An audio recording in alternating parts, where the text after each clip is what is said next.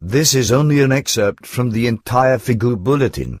FIGU Bulletin number 56, May 2006.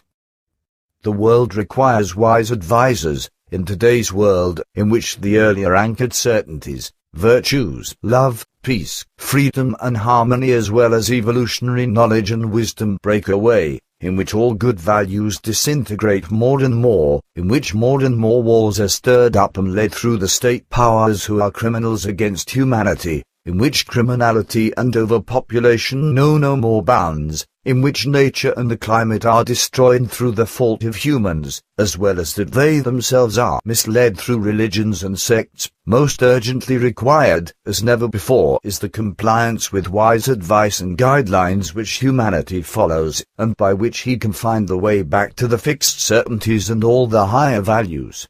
The advice and guidelines must point to the future and be such that they would be found, from out of the already long existing political, religious and sectarian confusion, in the truth and reality of the creational laws.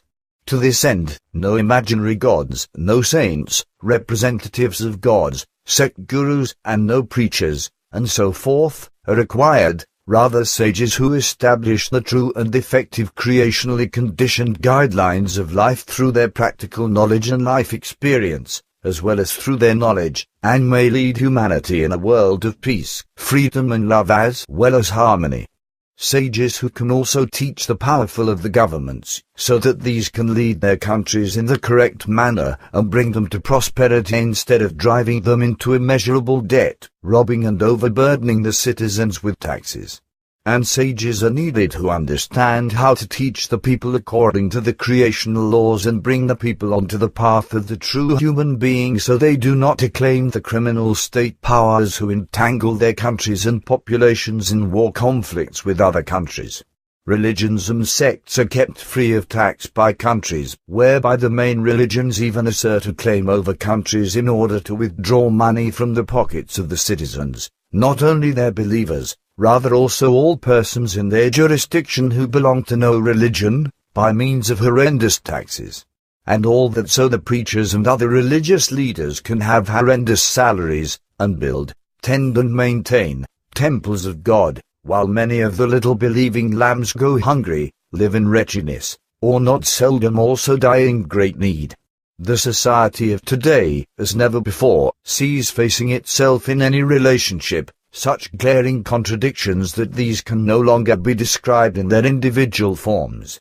Old and young fight each other, just as also do the West, East, North and South, poor and rich, single people and families, and murderous terrorism rules, and indeed on account of countries, just as it is also through religious, sectarian and ideological murder fanatics.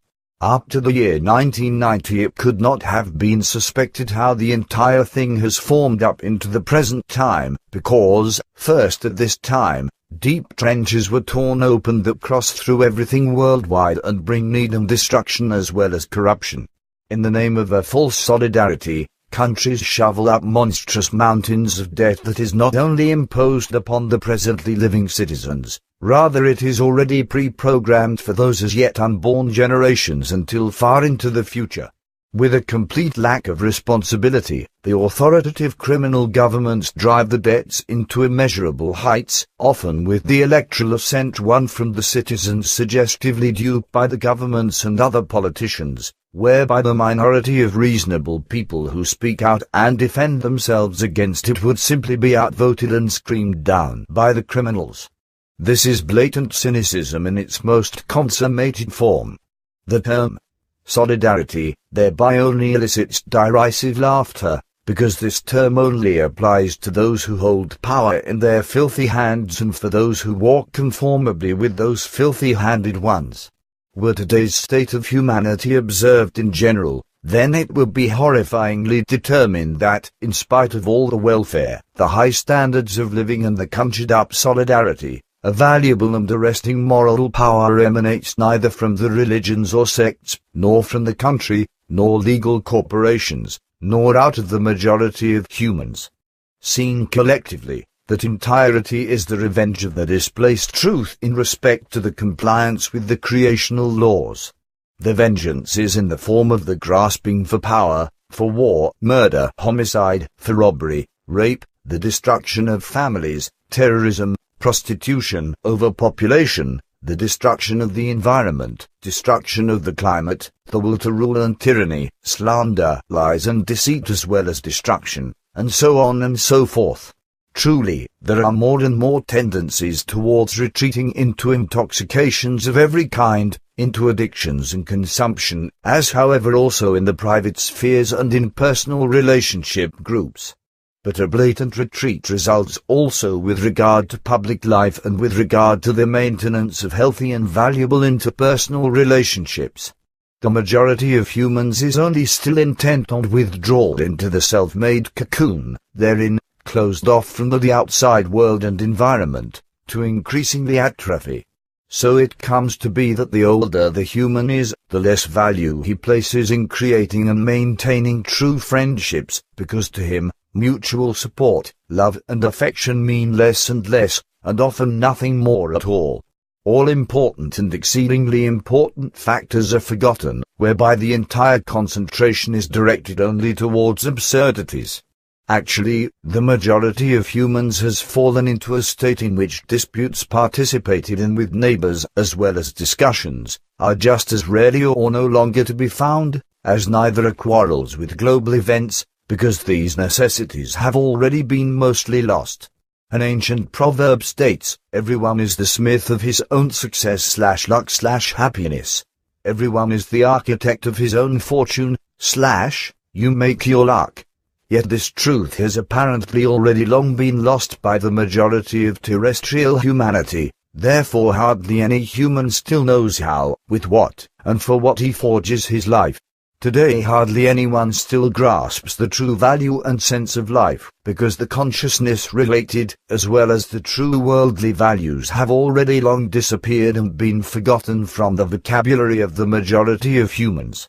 The human depletes himself ceaselessly, because he has lost control of himself as well as of real life, as well as the sense of compliance with the creational natural laws which guarantee everybody a life in love, dignity, peace, freedom, and harmony, if they only followed them. Yet all these values are continuously forgotten, so wise teachers are required to teach them again in order to again allow the individual human and the whole of terrestrial humanity to find the true path and the true values of life. As a matter of fact, an imaginary god, gods, saints, sect gurus, enlightened ones, popes, priests, ministers, or exalted ones, and messiahs, and so forth, are not needed, rather solely and alone humans with understanding and reason and sufficient experience in life, experienced sages, wise advisers, who can lead the earth human and teach and show him the path to a good future and true life. Billy Edward Albert Meyer Semyaza Silver Star Center, January 9, 2006, 10:54 p.m. Reader's questions. Question from the reader. Lately I have been told different things. On one hand, something about the Philadelphia experiment and about abductions by extraterrestrials and contacts with them. Also, as it was explained, much lie and deceit are behind it. On the other hand, also photos have been shown to me, on which crystal skulls, which should have come from extraterrestrials, could be seen. Unfortunately, I have never cared about such things and therefore I have no experience with them. Consequently, I cannot decide what should I think of all this. Kindly, a friend of mine told me about your website address, which he had, so that I could search in there, whereas I've found it quite astonishing that it was unknown to me until now. Since I think now that you, Billy Meyer, can certainly tell me what is this which I have asked all about, so I turn to you with the request to be able to give me information regarding my questions in one of your bulletins that I have also found in the internet, for which I already thank you now. Uelmen, Germany. Answer. Unfortunately, out of forgetfulness, I can give you an answer to your questions only in the June's bulletin in 2006, which you will please excuse, because certainly you have already been waiting for it earlier. Unfortunately, I always have much about the ears, which is why it sometimes can happen that something is missing by me and only appears again lately.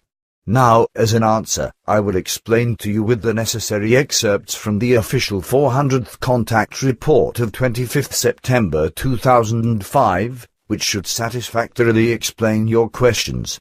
Billy says I have also ascertained it while you were away and I looked through the questions. But look here, there I have some notes. I am always asked again and again, namely about what the crystal heads found in South America are all about, as well as with the alleged Philadelphia experiment. Of course I have explained many times and again that the crystal heads have nothing to do with extraterrestrials and therefore also are not attributed to such. However, these crystal heads were manufactured in the 19th century in Germany. Nevertheless, this will not be accepted as truth, just like the fact also that the Philadelphia experiment only corresponds to a fantastic hoax, because namely such an experiment has never taken place.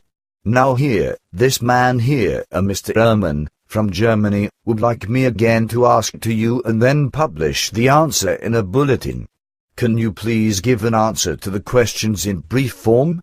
Patar says officially we have never talked about it, but several times only in a private manner.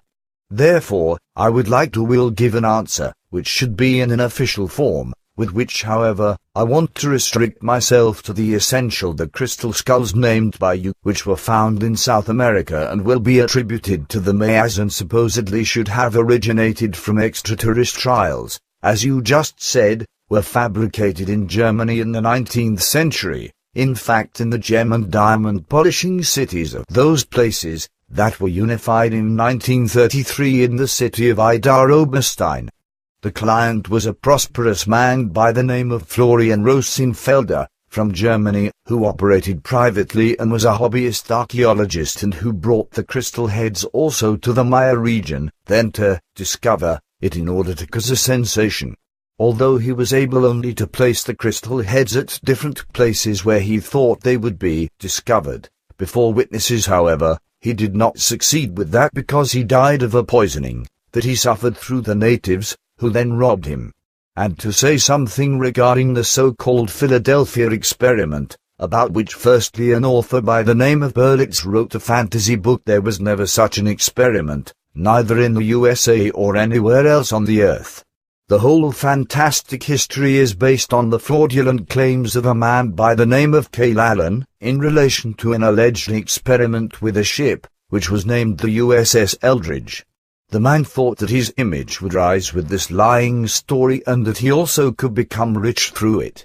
When he didn't succeed with this story and the situation became too precarious for him to be exposed as a liar, he vanished without a trace. Billy says the story is known by me, however I didn't know how the ship was named. It is claimed that the US Navy did an experiment with huge electromagnetic vibrations in the harbor of Philadelphia in October 1943, etc., with which the named ship then vanished without a trace and reappeared again in the harbor of Norfolk 500 kilometers away, in order to vanish also again there after a short time and to become visible again in the harbor of Philadelphia. Patar says yes, that is, in brief, the lying story. The end.